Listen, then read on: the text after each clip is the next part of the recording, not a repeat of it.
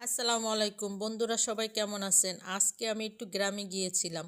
গ্রামের পরিবেশটা দেখতে পাশে দেখলাম যে একটা বাড়িতে সবাই বিড়ি বটতেছে। বিড়ি কি আপনারা চিনেন কিনা আমি জানি না, আমিও এই প্রথম দেখলাম।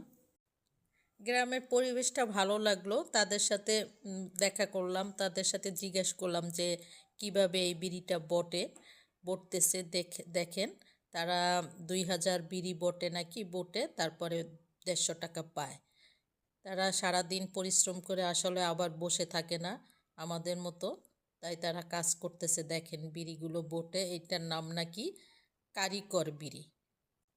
এরা শুধু বিড়িটা বটে, অন্যরা নাকি আবার তামাক ভরে। আসলে তামাক আমাদের স্বাস্থ্যের জন্য ক্ষতিকর। এখনও এই মেসেজটা গ্রামের বাড়ির মানুষেরা কম বুঝে, কম জানে, কিন্তু আসলে এটা ক্ষতিকর। তারা অবশ্য শুধু মানে প্যাকেট করে। আর এই যে দেখেন, এই 2000 বিড়ি বটা হয়ে গেছে।